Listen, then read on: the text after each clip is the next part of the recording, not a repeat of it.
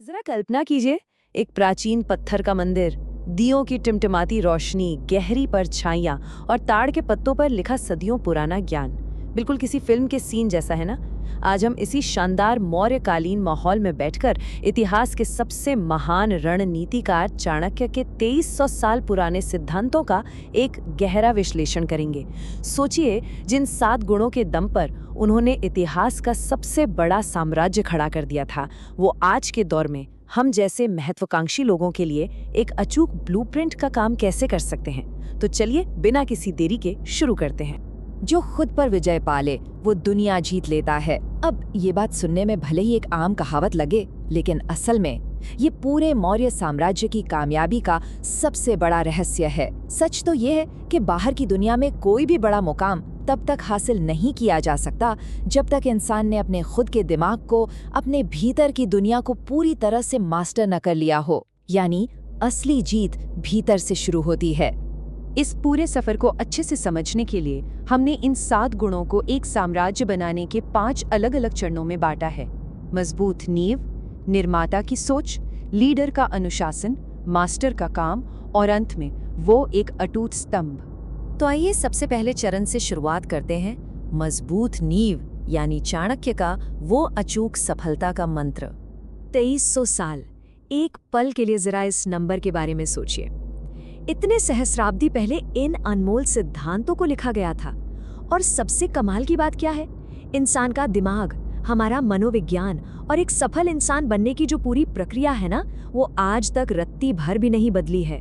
जो नीतियां तब काम करती थी वो आज भी उतनी ही सटीक है। आगे बढ़ते हैं दूसरे चरण की तरफ, एक निर्माता की सोच, जिसमें शामिल है आपका धैर्य और आपकी दूरदृष्टि। धैर्य को समझना हो तो एक पुराने व्यापारी का वो किस्सा याद कीजिए, जहां एक नौजवान पूछता है कि मैं 2 साल में अमीर कैसे बन सकता हूँ। व्यापारी बड़ी शांति से कहता है 10 साल लगेंगे। नौजवान अड़ जाता है, कहता है नहीं, मुझे तो 5 साल में ही सब कुछ चाहिए। तब व्यापारी मुस्कुराकर जवाब देता है, अगर ऐसी बात है तो 20 साल लगेंगे। बिल्कुल यही होता है। जब हम शॉर्टकट खोजते हैं तो जल्दबाजी में लिए गए गलत फैसले हमें हमारी ही मंजिल से और दूर धकेल देते हैं। एक टिकाऊ साम्राज्य हमेशा सोच समझ कर उठाए गए स्थिर कदमों से ही बनता है। और दूरदृष्टि का सीधा सा मतलब क्या है? इसका मतलब है अपने आने वाले कल को सुरक्षित करने के लिए आज के आराम को खुशी खुशी कुर्बान करना। वो समझदार चींटी की कहानी तो सुनी होगी ना, जो गर्मियों की तपती धूप में पसीना बहाकर अनाज इकट्ठा करती है ताकि कड़ाके की ठंड में जिंदा रह सके, जबकि लापरवाह चींटी बस आज के मजे लेती है और बाद में भूखी मरती है। तो बात एकदम साफ है, भविष्य का निर्माता आज के छोटे फायदे के लिए कभी भी कल का बड़ा नुकसान नहीं करता। अब आते हैं तीसरे चरण पर, एक लीडर का अनुशासन। यहाँ हम बात करेंगे आत्मनियंत्रण और ज्ञान की। अब देखिए, आत्मनियंत्रण कोई छोटी मोटी चीज नहीं है, इसका दायरा बहुत बड़ा है। अगर जबान पर काबू है तो फालतू के दुश्मन नहीं बनते, गुस्से पर लगाम है तो आपके सबसे जरूरी रिश्ते महफूज रहते हैं, इच्छाओं को कंट्रोल कर लिया तो मेहनत की कमाई बर्बाद होने से बचती है, और अगर आलस को हरा दिया तो हर दिन आपकी प्रोग्रेस मल्टीप्लाई होती है। सच मानिए, बस इन 4 चीजों को मुट्ठी में करके कोई भी आम इंसान एक एक्स्ट्रा ऑर्डिनरी लीडर बन सकता है। गुस्से को काबू करने की बात आई है तो उस क्रोधी राजा की कहानी बड़ी दिलचस्प है। उसकी अंगूठी पर बस कुछ शब्द खुदे थे। ये वक्त भी गुजर जाएगा, और यकीन मानिए इन चंद शब्दों ने उस राजा को अपने खूंखार गुस्से पर जीत दिला दी। जब सामने भारी चुनौती आई तो फौरन तलवार निकालने की बजाय उसने खुद को शांत किया, ठंडे दिमाग से सोचा और बिना एक भी कतरा खून बहाए अपनी अचूक रणनीति से दुश्मन को पछाड़ दिया। इसे कहते हैं इमोशनल इंटेलिजेंस का मास्टर क्लास। ज्ञान की भूख को समझने के लिए खाली कप का सिद्धांत सबसे बेहतरीन है। एक बार एक बड़ा ही घमंडी सा छात्र गुरु के पास गया। गुरु ने उसके चाय के प्याले में तब तक पानी डाला जब तक वो छलक कर बाहर नहीं गिरने लगा। संदेश एकदम साफ था, जो दिमाग पहले से ही इस गलत फहमी से भरा हो कि मुझे तो सब पता है, वहाँ किसी भी नए ज्ञान के लिए कोई जगह नहीं बचती। एक सच्चा लीडर हमेशा यही मानकर चलता है कि उसे अभी बहुत कुछ सीखना बाकी है। चलिए अब पहुंचते हैं चौथे चरण पर, एक मास्टर का काम, जिसका आधार है विनम्रता और कड़ी मेहनत। चाणक्य ने यहाँ नेचर का बहुत ही खूबसूरत उदाहरण दिया है। जो पेड़ फलों से पूरी तरह लदा होता है वो हमेशा धरती की तरफ झुक जाता है। ये विनम्रता और सच्ची महानता की निशानी है। लेकिन जो पेड़ अंदर से बिल्कुल खाली होता है वो अहंकार में एकदम सीधा अकड़ कर खड़ा रहता है।